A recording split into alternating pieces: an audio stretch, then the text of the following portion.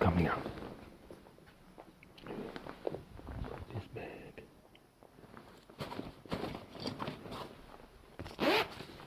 With this bag, ID wed.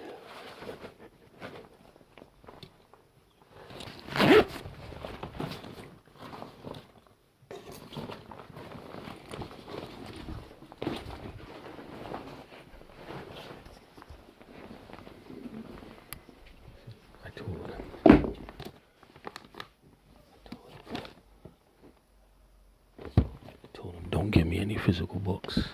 I told him.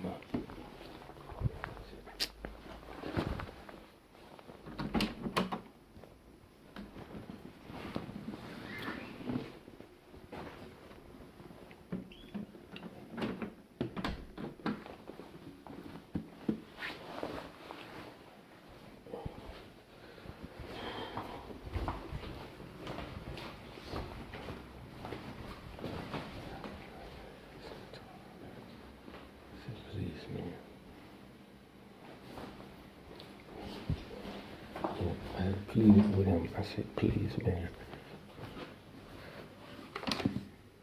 Another guy, I said, don't give me any physical books, man. Please. I prefer digital, PDF, or whatever. But no, you take it, yeah. See, because the book has Quranic ayat. Not easy. And what's happening is, in a lot of new mainstream societies, you don't have you don't have incineration, where you can incinerate papers and documents like we used to have incinerators in the old days, yeah, even in apartments or old buildings, there used to be incinerators, fire chimneys and all that. You don't have any of that anymore. No, so he's moving around upstairs, but I don't know where his freezer is.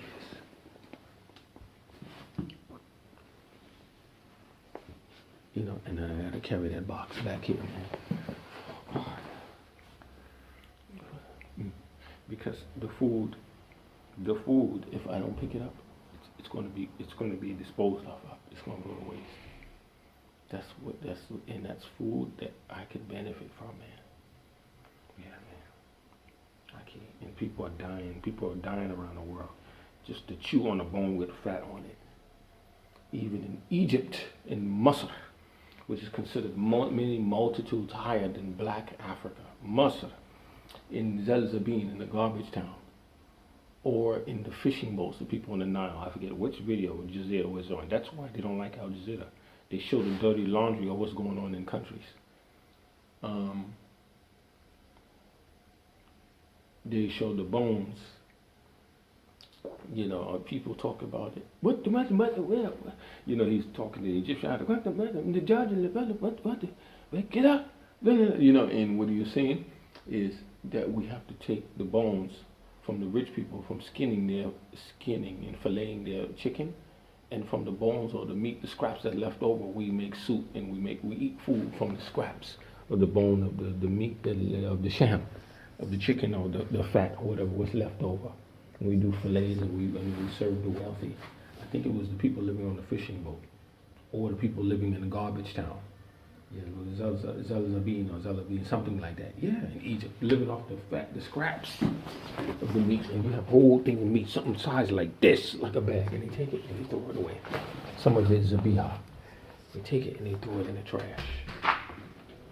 Big old huge thing. A lot of tourists come flooding here, man. They flood here when the weather's good. Yeah, big old huge things of meat. They throw it away. Unbelievable, man. Like, I told you about when a guy sat across from me with the T-bone steak, and he took it and he threw it away. I couldn't believe what I was looking at. When he took it and he threw that T-bone steak away, I went into shock. I went into shock. I was in shock. It shocked the shit out of me. literally went into shock. I couldn't believe it, man. Yeah. That he did it. Yeah, a guy was so, just a typical European. Guy was so ungrateful for food. Yeah. Because he knows with his nation states and the strength for being European, they know they're gonna always eat. Yeah, they know that. Yeah, they're not gonna have any food problems. They don't even have appetite. The way we have appetite, these huge appetites, Aki, for consumption, to eat and to drink and all that, a lot of them don't have that. Don't have that appetite. No, they know they're gonna always get it. Access to food and stuff. They know that. Yeah, they have no appetite. See, some people go in there and they reach in there for these. I don't got no appetite. I have no appetite. And see what I'm saying? And the thing is, I was shocked. I went into shock, man, when I saw him throw away that meat. T-bone steak out. More than half, or almost half. He took it and threw it right in the garbage can out. With a lot of other food with it too. I said, oh shit, man. Oh shit, man. Unbelievable. These people are unbelievable in some ways. It's their society, and you gotta respect it. But it's unbelievable. It's unbelievable, unfreaking believable. Yeah, believe what I was seeing, man. That in itself was revolting. That was a revolting event. I was shocked. I couldn't have, man. Yeah, gratitude for what they have, man. Yeah, wow. And you were saying, that's why there are some Muslims that are in Morocco and these other places. They're bitter. Yeah, I used to communicate with Moroccan women. We would want to get married, but see, the problem with Morocco is Sufi. It has Salaf a little bit, but it's Sufism dominated in Morocco. And that's a problem for me. Yeah, it could turn out to be problems because a lot of Sufism is into, as I told you, they believe the core is dynamic. They could switch and do anything. Believe, yeah, they could do anything. Where for us, the core is not. When I did wrong, it's actually wrong. It's not because of a circumstance. I was doing wrong and I was desperate. I was wrong. Haram. Yeah. Halal. Explaining away. But with them, yeah, the core is dynamic. So a lot of them also Sufism. They engage in ethnic bigotry. Yeah, a lot of Sufism. Yeah, a lot of them engage. They participate. They're part and parcel of that. No good. So the Moroccan sister, she was bitter. And she said, how is it that people like you are able to travel, you go everywhere, and you have the Nama, the good of life, and we are Muslims, She said it in so many words, and broken French, mixed English or something, that we believers in Allah, and things are so bad, for us. Something like that she was saying. Life is so hard for us, but these people don't believe in Allah at all, man. And they got everything. They got Nama, food and everything. The Nama, the Barakah, they got everything. They got everything their way. How is it that we don't, They say, well, ask yourself. In the leadership. See, the leadership representative of the people, man. Yeah, man. See, Donald Trump, when the elections happen, Donald Trump is representative. This is how we are, man. As Americans, we've come to that, man. Yeah, he's an absolute representative of what we are. President Trump. Yeah. There's no shame in that. It's the truth, man. I'm trying to demonize him. That's what we are, man. She might do a U-turn. Let me see. Maybe. Oh no, she's dropping them off at the elderly. This is an elderly building. Yeah, man. So the Moroccan sister was she was bitter.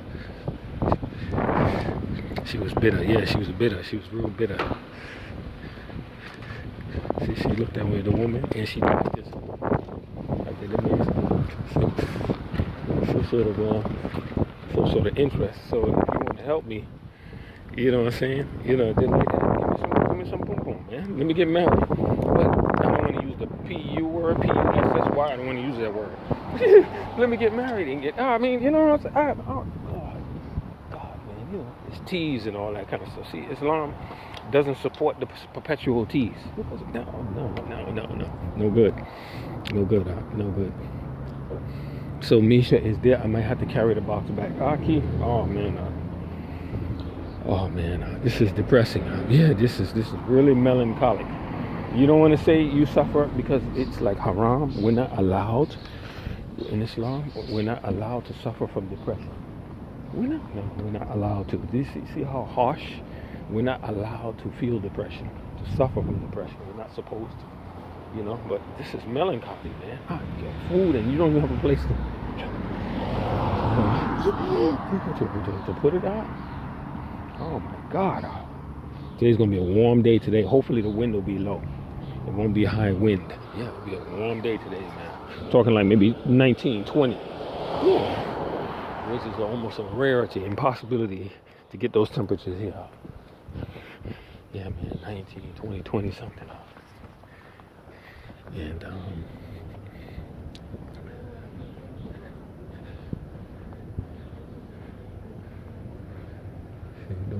those are Iraqis.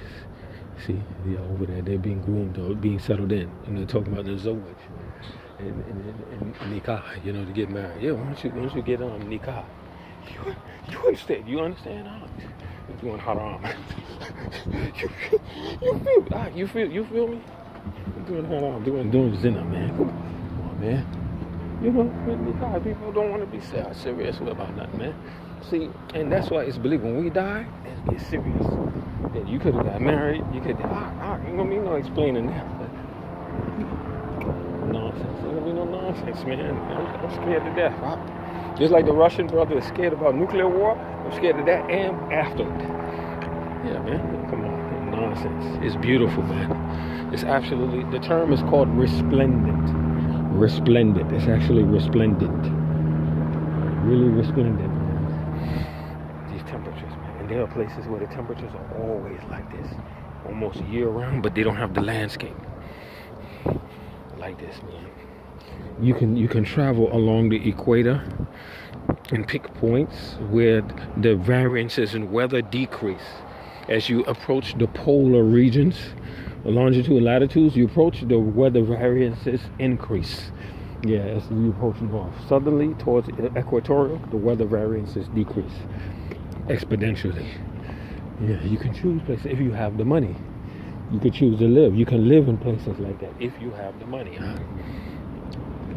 If you have access to the flow of money, the capital. See, I'm an economic. They say, oh, this guy Islamically radical. Potential extremists and national. And no, I'm economically radical, not Islamically radical. Economically. See, it's the economy. He got the worm. She got the worm. She. I'm not sure. Got the worm. I'm economically radical. You understand? Yeah, economically, not Islamically. I'm economically. And take that money right out these people's hands. They don't even know what it is. The money would be given back, power to the people. Financially, absolutely. Yeah. I'm talking about completely total bloodless revolt. Beautiful. Beautiful. No violence. Be beautiful. Beautiful. Beautiful. Some people might have glimpsed that I had designed that. Yeah, absolutely. They get right out of these hands of these places. That's why even with the European people, they would have their destiny. Scandinavian people, they would have their destiny. The African, it would all be modular. Remember I told you about a modular economy? I'm not going into details. What this concept? Giving it away because they treat us like niggers. People that don't know anything. Idiot English. See, this is a woman of Afro ethnicity, but she's with a local man because they provide good relationships for the man, and I'm supportive of relationships. I am, yeah, I'm very, very supportive, very, very, very, very, very progressive of relationships, very progressive, very supporting relationships. I'm not a cut merchant or a turd or into bigotry. I'm not in no. Absolutely, I support people. Absolutely not. Yeah, very progressive. New York, California has the extreme progressive minded people. Limits of progressive thinking. This is coming out of New York. New York accepting different people. New York and California. If you really want to manifest it, you live in California. But if you have it, you come from New York. But if you want to manifest it and realize it and then flower and cultivate it, you live in California. Really progressive type of living. For relationships. See, I love this place because they have a lot of Isuzu troopers here, man. These Isuzu troopers are hard. Somebody got a blanket. They are hard to find. I'm out here smoking cigarettes. I'm out here smoking. Man, something else.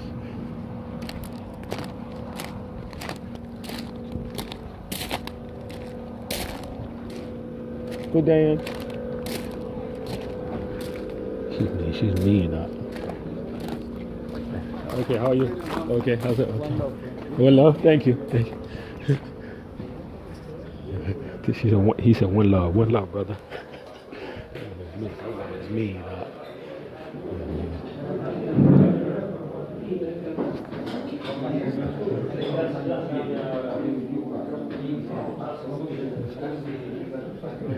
See, Yusuf is the black brother working in the back. I gotta ask him permission to come afterward, to buy some time to find a place to put that food out.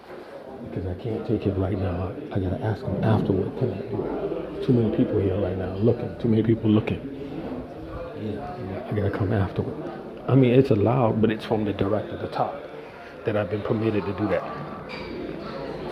He said, one love, brother. One love. Yeah, it's true, man. It is one love. But what I have to offer, the one love, is greater than what anybody has offered in history. I have to be very careful, man. Yeah, very careful, because a lot of what the brother said in London, this brother Azam, who is, I think, Palestinian ancestry, and he has been put on the list because he's a Ikhwan Muslimin. I told you that there is the Sufism cliques have burrowed into the national security structure and intelligence, and they're going after people that's Wahhabi, that's considered Salaf, or Wahhabi or Wahhabi-ish with political aspirations. They're chopping them up. Man, they chopping them up. They chopping the shit out of them, man. And he's been chopped up.